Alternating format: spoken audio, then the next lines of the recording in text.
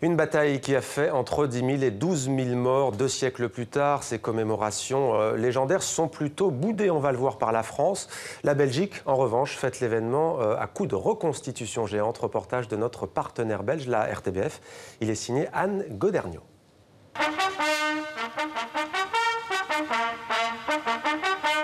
La sonnerie au chant, suivie de la Brabançonne, c'est sous un ciel gris que le roi Philippe et la reine Mathilde arrivent à Waterloo. Dans la tribune, de nombreux invités, des représentants de différents gouvernements, le roi et la reine des Pays-Bas, le grand-duc et la grande-duchesse du Luxembourg, mais aussi des descendants des principaux belligérants. Waterloo, une bataille déterminante pour la construction de l'Europe, c'est le cœur du discours de Charles Michel. C'est ici, à Waterloo, que triompha pour la première fois le concert européen. Les alliances nouées au Congrès de Vienne ont consacré la plus longue période de paix, 50 années que le continent n'avait connue jusqu'alors. L'épopée napoléonienne, ce n'est pas seulement la conflagration entre les grands États-nations, c'est peut-être surtout une première ébauche de cette idée européenne. Au nom des institutions européennes, Frans Timmermans évoque avec émotion la terrible bataille et rappelle l'importance de la paix. Gardons à distance cette guerre, veillons à ce que la paix s'instaure de manière durable, veillons à rapprocher les peuples européens davantage. Voilà la tâche qui est la nôtre, voilà le destin qui est le nôtre. Merci. La cérémonie se poursuit avec le dépôt d'une couronne de fleurs en hommage aux 11 000 victimes et des rubans sont déposés sous un boulet de canon. De l'orange pour les Pays-Bas, du rouge pour la Grande-Bretagne, du bleu pour la France et du noir pour la Prusse, aujourd'hui l'Allemagne. Les mains jointes des descendants des différentes parties sur ce boulet témoignent de la volonté de paix, un instant solennel. De la musique ensuite et un tableau poétique, jusqu'au moment où à 11h37, la bataille commence, les canons retentissent et que la vie s'arrête. Et on retrouve Pierre Marlet en direct de Waterloo en Belgique. Bonsoir Pierre. On a déjà vu un aperçu de l'atmosphère sur place. Peut-être quelques mots encore, si je puis dire, sur l'ambiance. Comment ça se passe ? Alors écoutez, pour vous décrire comment ça se passe, il y a quelques minutes, en arrivant ici, j'ai croisé tout un groupe de Chinois qui se prenaient en photo avec un Écossais habillé comme il y a 200 ans et qui mangeait des frites. Vous voyez, tout ça est assez bon enfant. Et tout ce petit monde habillé comme à l'époque, eh bien bivouac à quelques mètres d'ici, comme il y a 200 ans, et il se prépare à la reconstitution de la bataille qui va avoir lieu demain et samedi, la plus grande reconstitution jamais imaginée. Ils sont plus de 6 000 en habits d'époque, prussiens, français, britanniques, allemands, hollandais mélangés. 360 chevaux, plus de 100 canons. Vous voyez, on a fait dans la démesure. La reconstitution, elle aura donc lieu demain. La date officielle, c'est tout de même aujourd'hui. À l'heure où je vous parle, il y a 200 ans, ici même, eh bien, on s'étripait joyeusement. C'était les dernières charges françaises qui tentaient en vain de briser les lignes britanniques. Et quelques heures plus tard, eh bien, Napoléon était battu, débordé donc, par l'arrivée des Prussiens. C'était la défaite de Waterloo. Alors Pierre, 2 siècles ont passé. Pourtant, il semble qu'il y ait encore un froid aujourd'hui à ce sujet entre la France et la Belgique. Qu'en est-il au juste ?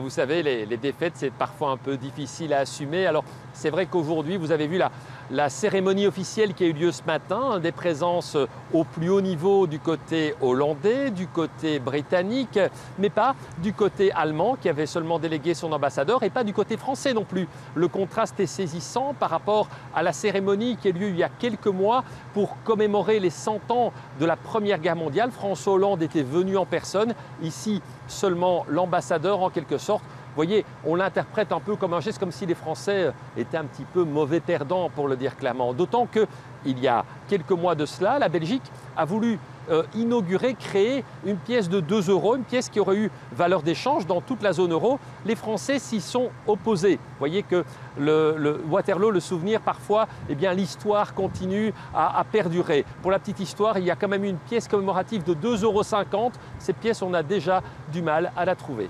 Et pour autant, Pierre, on célèbre l'Europe unie aujourd'hui à Waterloo. On l'a vu dans le reportage il y a quelques instants. On célèbre la paix, chose inimaginable il y a 200 ans. Hein.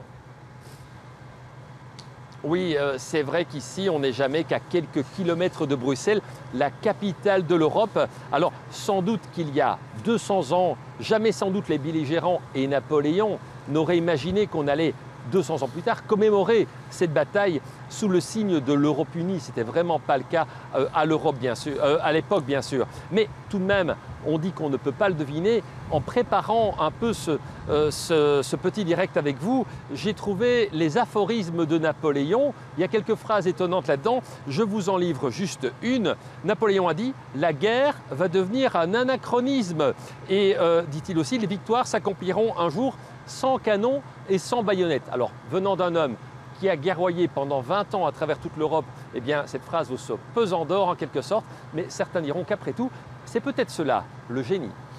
Pierre Marlet à Waterloo en Belgique pour TV5 Monde. Merci Pierre pour toutes ces précisions. On reviendra dans la deuxième partie de ce journal sur tous les secrets et tous les mythes qui entourent cette bataille de légende. Vous êtes sur TV5 Monde, merci d'être fidèle à 64 minutes. Place à la une francophone.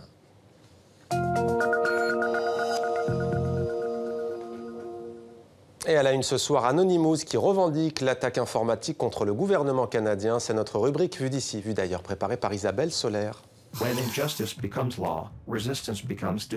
Quand l'injustice devient la loi, la résistance devient un devoir. Ainsi, Anonymous revendique-t-il sa cyberattaque. Je tiens à préciser qu'à aucun moment, des informations personnelles n'ont été compromises. Dans la ligne de mire des hackers, la loi antiterroriste canadienne, dans celle de l'opposition, les failles de la cybersécurité. On est un peu les cancres en ce moment, en ce qui a trait à la cybersécurité. On est les derniers élèves au fond de la classe. De quoi renforcer un peu plus les intentions sécuritaires du gouvernement. Anonymous n'a-t-il pas tiré contre son camp ? Perquisition de son cabinet, annulation des examens scolaires pour cause de fuite, mauvais karma pour la ministre wallonne de l'Éducation. Je voudrais d'abord exprimer à la fois ma plus vive indignation, et je pèse mes mots. Alors, une question se pose, faut-il sauver le soldat Milquet ? Il n'a pas été question de reprendre une série de compétences à Joël Milquet ? Jamais, parce qu'ici, il ne s'agit pas d'une erreur ou d'une faute ministérielle. Se débarrasser d'une ministre en difficulté mais poids lourd du gouvernement, même pas en rêve, en tout cas pour le moment.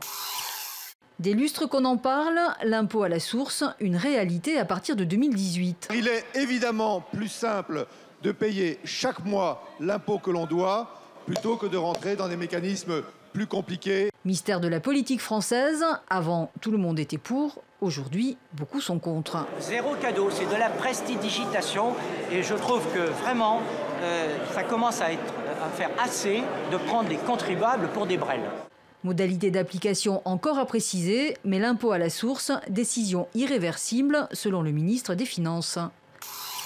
Premier jour du Ramadan en France, 18 heures de jeûne quotidien, ça use, de quoi savourer un peu plus le repas du soir. Contrairement à ce que l'on pense, pendant le Ramadan, on mange beaucoup plus que pendant toute l'année. Du coup, on a envie de découvrir beaucoup plus de plats. Concernés, quelques 3,5 millions de musulmans pratiquants en France. Fin de l'épreuve autour du 17 juillet. Bon courage à tous.